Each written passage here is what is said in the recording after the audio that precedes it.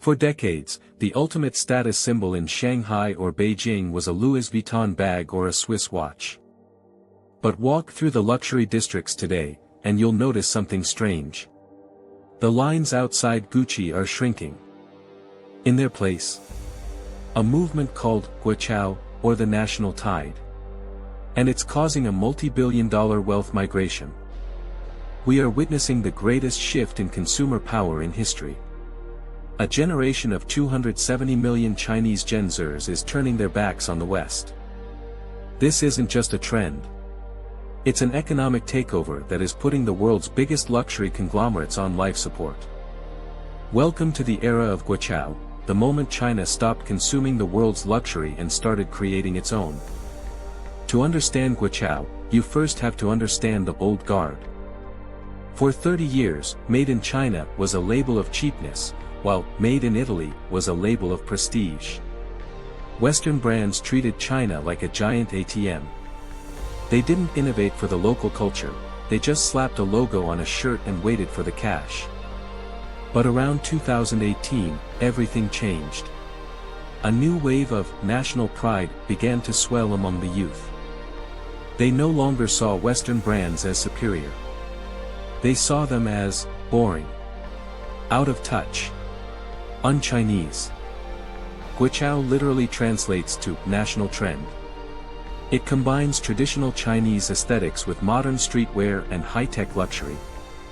In this video, we go deep into the three pillars of this revolution: cultural confidence, tech mastery, and the trillion-dollar wealth shift. Point 1. The death of the Western logo. Why are logos disappearing from the streets of Chengdu? Gen Z in China doesn't want to look like a Parisian socialite. They want to look like a modern version of their own ancestors. Brands like Li-Ning led the charge. They went from making basic gym shoes to debuting at New York Fashion Week with bold, "Made in China" branding across their chests. Suddenly, wearing a Chinese brand wasn't a budget choice, it was a political and cultural statement. Then there's Hanfu. What was once a niche hobby is now a billion-dollar industry, with young people wearing Tang Dynasty robes to coffee shops and malls. Point 2.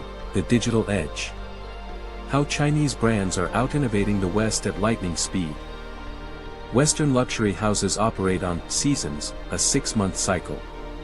In the world of Guochao, that is an eternity. Chinese brands like Florasis or Perfect Diary use big data to design products in weeks.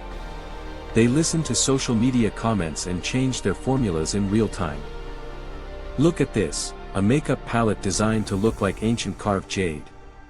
It's so beautiful it's art. A Western brand couldn't dream of this level of detail at this price point.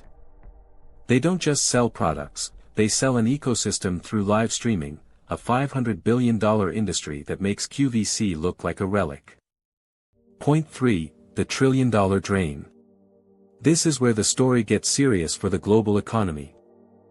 For years, Chinese tourists were the lifeblood of luxury boutiques in Paris, London, and New York. They accounted for 35% of all luxury sales globally. But that money isn't traveling anymore.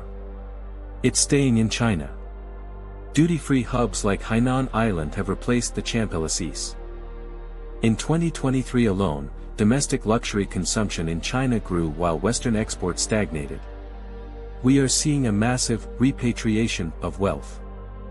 When the money stays home, it builds local infrastructure, funds local designers, and creates a self-sustaining cycle that excludes the West. This has left brands like LVMH and Kering in a panic. They are now desperately trying to act Chinese, hiring local designers and using local motifs. But for the Guochao generation, it's too little, too late. They can smell the lack of authenticity from a mile away. So, where does this leave us? Is the sun setting on the European fashion empire? The Guochao shift isn't just about clothes or makeup. It's about the return of China as a cultural superpower. For the first time in centuries, the world's most powerful consumers are looking inward for inspiration, not outward. The wealth is shifting. The taste is shifting. And the bold guard of luxury may never recover. If you want to know what the future of luxury looks like, don't look at the runways of Milan. Look at the streets of Shenzhen. The question is, can the West learn to compete in a world where it's no longer the center of the universe? Or will it be left behind in the tide? Thanks for watching. If you want to understand the new global economy, hit subscribe. The tide is just beginning to rise.